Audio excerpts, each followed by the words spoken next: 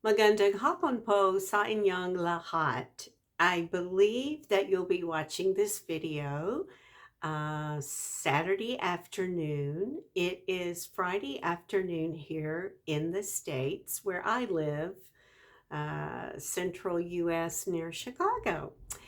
And if you don't know me, I am Reverend Deborah Miller or Debbie Miller, and we lived in the Philippines from 2000 to 2007, and we miss it every day. We would love to come back and do some temporary teaching, short-term teaching. But anyway, it's good to be with you again. And Chaplain Nato said to do a 15 to 20-minute video. And so I've got my clock on. And this is not going to be highly clinical or technical, um, but just a brief summary. And the first topic that I'm going to talk about is panic disorder and a long word called agoraphobia. Agoraphobia. Agoraphobia.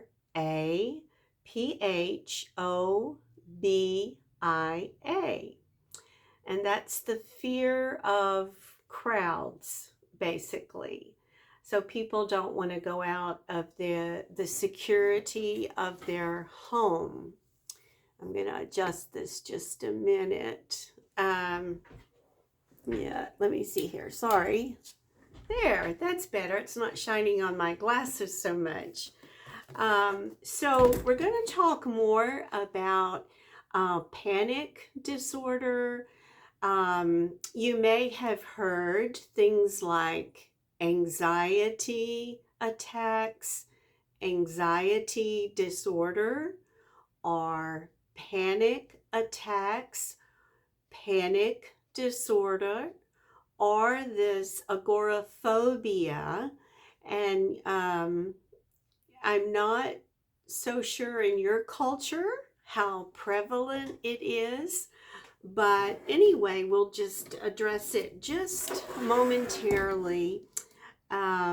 So I'd like to start off and say that panic disorder is an acquired fear of certain bodily sensations that occur with panic attacks, and agoraphobia is the behavioral response to the anticipation of these related physiological sensations of the body, and they're sort of building up more and more into a full-blown panic attack.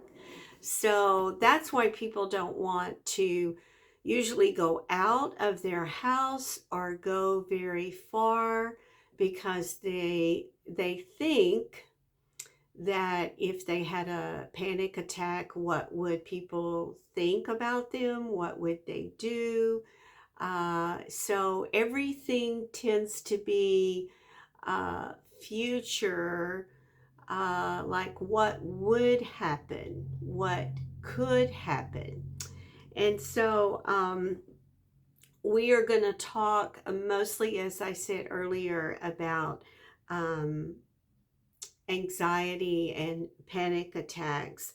The causes of panic attacks that continue to persist usually are precipitated by life events or stressors, such as finances, an event like death of someone close, a loved one in going through divorce, job stress, job loss. Those are life stressors. And also, it's been researched in clinical trials that all kinds of mental health, uh, like mood disorder and bipolar and other kinds of mental health issues, also have the effect of panic attacks or panic disorder.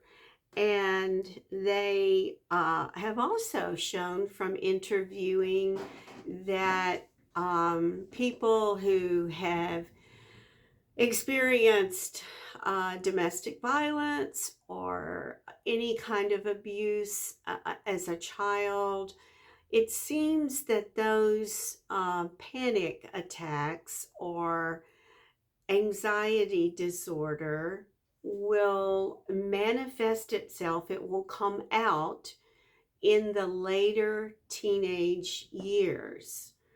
And I find that very interesting. And I think the reason is because as a child, the brain is developed only so much, and it's very, they understand things in black and white, concrete. Younger children, up into the age of about 10 or 11.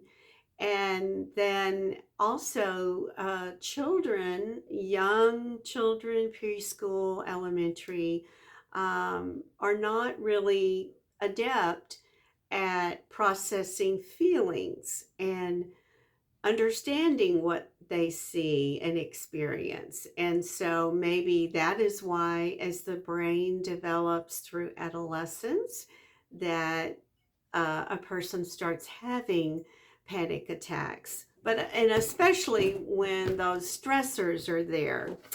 Um, I want to just quickly say that there are some self treatment sort of strategies. Of course, if panic attacks, which turn into the more panic attacks, say, like within a given amount of time, it becomes classified as a panic disorder.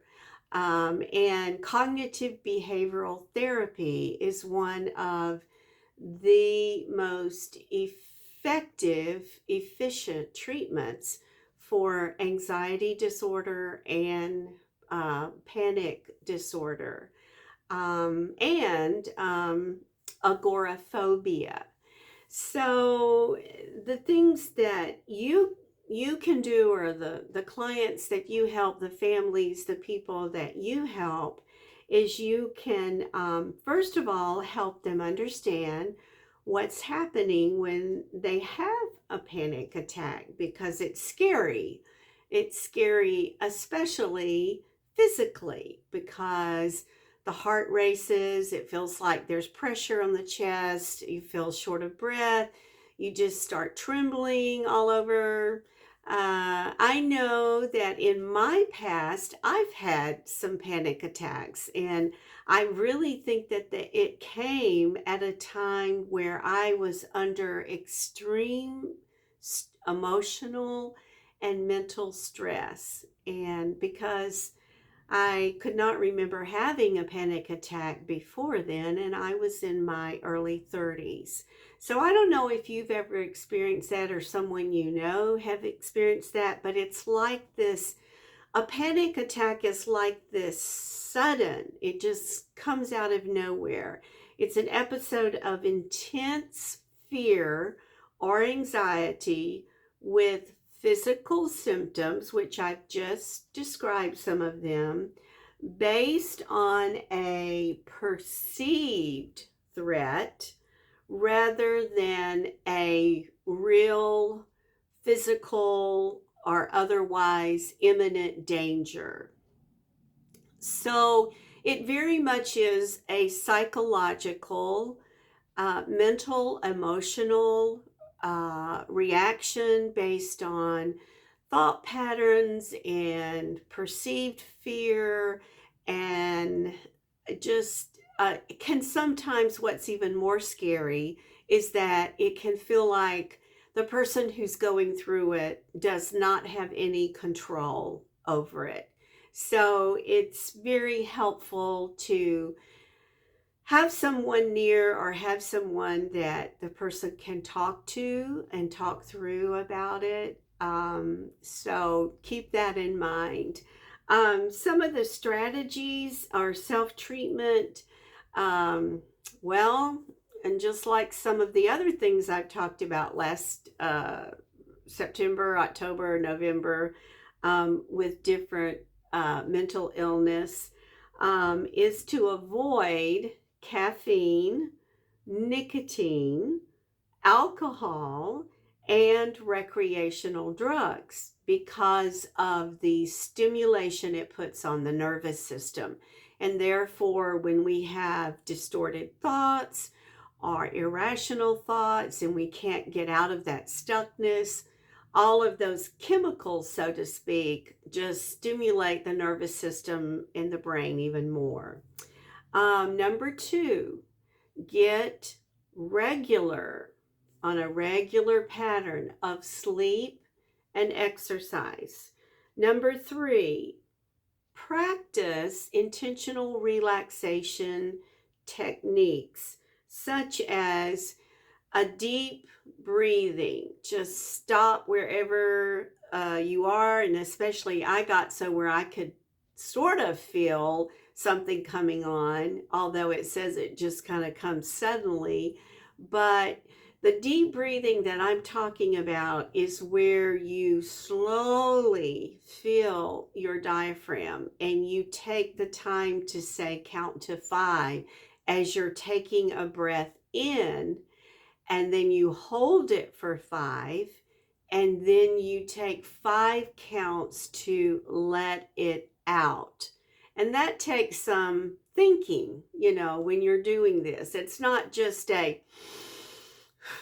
okay, I took a deep breath, but it is more this very long, sustained filling of the whole lung cavity, upper and lower lung on both sides. So you can put your hand on your diaphragm and just count, and you can tell it's just slowly. Well, you know what that does? It lowers the heart rate, lowers your blood pressure, makes the whole nervous system calmer. So doing that for several minutes, deep breathing. Also, there's the relaxed muscle technique where you can start with your feet. You work all the way up the major muscles and limbs, and you get your mind, your thoughts on that muscle. For example, your muscle in your lower leg, your calf. So as you sit relaxed with a good body posture, you think about those calf muscles and you squeeze them, and then you let them go quickly. So you're contracting the muscle, holding it tight, and letting it go. And that releases the pressure and the tension, and then allows for blood flow to go to those muscles. So you start at your feet and you go all the way up each part of your legs, your hip, bottom, back, arms, and by the time you get through, maybe in 10 minutes, you can feel that you are more relaxed. So that's number 3. And then number 4 is called the 3-3-3 rule. And you look around when you're having this anxiety or panic attack, you look around and you name 3 things that you see. I see a boy playing a ball. I see a motorcycle starting up. I see a grocery store. And so your eyes in your mind are looking outward to see and name something. to get your mind off of the panic attack. The second number three rule is name 3 sounds that you hear. So you stop and listen, and then you're naming 3. Okay. And then move 3 parts of your body. The last 3. So it might be you're moving your hand, you're shaking your hand, you're moving your shoulders, you're kicking your leg. And after that, what happens is it's helping that 333 rule is help center your mind and bring you back to the present moment. Okay, so you're not worrying or thinking about what's going to happen in the future, but you're right in the present. I see, I hear, I'm doing something, and it really works well.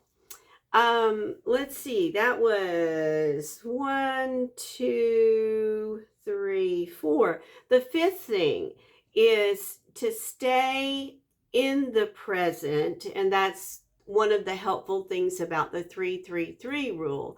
But to try to stay in the present, because anxiety turns into panic attacks. Anxiety is future oriented. As I said earlier, something's going to happen bad. What's going to happen? And so try to, by breathing, by the 333, by just trying to relax and think about something other than the anxiety that is future oriented. What did I say? This is 5. Relabel what's happening. Okay, I got to the point in my personal life that I said, okay, I'm having a panic attack, and I've been through this before. I'm not going to die, and I'm going to be okay. And this is what I'm going to do. So you relabel what's happening.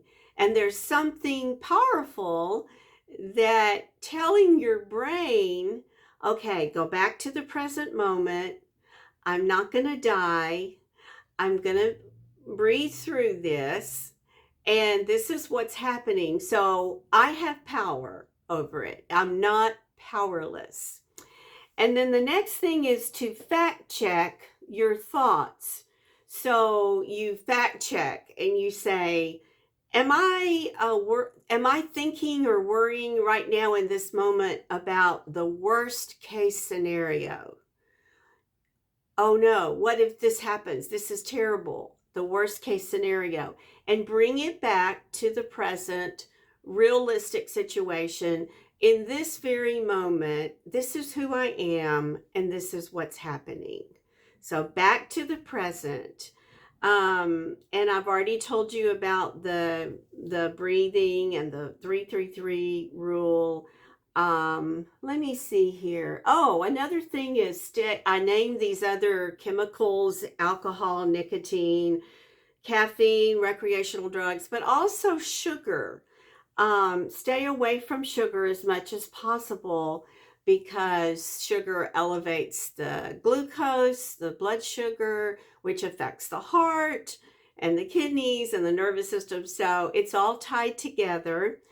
That's a hard one for me, staying away from sugar.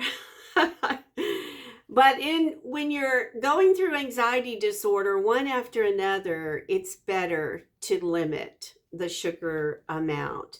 Another thing that's real practical is just focus on a funny meme or YouTube video or a movie, because laughter produces endorphins.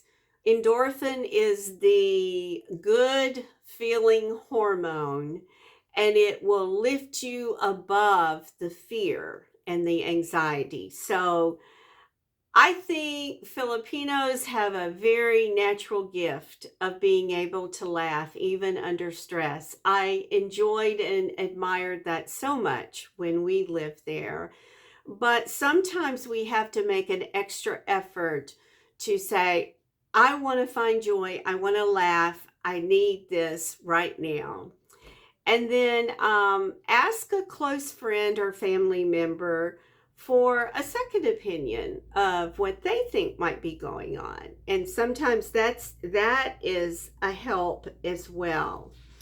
I mentioned cognitive behavioral therapy, and what that is you reframe your thinking. You, through therapy, counseling, informal or formal, you begin to learn to think differently, whatever the situation is that needs that. And then, as a result of thinking and feeling and attitude, the behavior is focused on that needs to grow. And so, thinking changes, behavior changes. And we've talked about that before as well. I'm almost out of, let's see, what time is it? Yep, I think I've been going about 20 minutes. Let me make sure that there's nothing else. I want to give this one case, part of this case study between a patient and a therapist so that you can see a real life kind of situation where the patient is talking about their anxiety. Okay, so patient says, sometimes I lay awake at night thinking about a million different things. I think about what is going to happen to my daughter if I get sick. Who will look after her, or what will happen if my husband died and we didn't have enough money to give my daughter a good education. When I think about where we would live and how we would cope, I think about that. Sometimes I can work myself up so much that my heart starts to race. My hands get sweaty and I feel dizzy and scared. So I have to stop myself from thinking about all those things. Sometimes I just have to get up and go do something, have diversion, even if I'm lying awake at night thinking about those things. I usually get out of my bed and turn on the TV or radio or anything to get my mind off of the worries. And the therapist says, do you worry about the feelings of a racing heart, sweating, and dizziness happening again? The patient says, no, they're unpleasant when those things happen, but they are the least of my concerns. I am more worried about my daughter and our future. So this scenario, this little bit of conversation illustrates the experience of panic that is not the central focus of a person's anxiety. More likely, this woman has generalized, what we call generalized anxiety disorder, and her uncontrollable worry leads her to panic on occasion. So there is general anxiety disorder where you hear of people just worrying constantly, and they're always thinking, what's going to happen? What if? And that is what we call general anxiety disorder because it happens chronically. And then you have the scenario of one panic attack, and then it can kind of turn into two in a short period of time, and then it might go for 3 or 4 months and another panic attack, and that is classified as panic disorder. And once that happens, it really is good maybe to get some medicine from a doctor or talk to a counselor to be able to intervene and stop the emotional, psychological, mental fear that is subconscious because you've had a number of panic attacks. And that's what I had to do. I went to a therapist, and I think I got on medicine for a couple of weeks. And then, other than that, there is what you probably hear of. We hear of it a lot now in the States, but it's called social anxiety. So people withdraw and get scared of being with people in a group, or either a few people and their friends, because they're afraid that they're going to say or do something that people are going to make fun of them. They don't have confidence in their ability to relate and communicate, no matter what kind of person they're talking to. And so they tend to withdraw and just not be in social situations. And so that's called social anxiety. And I don't know why, but we seem to have a lot of it here in the States. I don't remember so much of that, or maybe it wasn't labeled 14 years ago when we went to the Philippines, but it is very common. You hear it all the time. Oh, I have social anxiety. This person has social anxiety. And so we're out of time, so I'll just mention that is a form of anxiety, and you can talk about among yourselves there as Filipinos whether or not you think that is a condition, a disorder, a mild issue. But anyway, until next time, I guess next month, I hope your classes, your verbatims, your group discussion, everything goes well, and enjoy this time of learning. And until then, mag-ingat ko sa inyong lahat. Not ko, maingat kayo, I guess. My Tagalog is a little bit missing after 14 years. But anyway, have a good next week and Sunday worship. Bye-bye.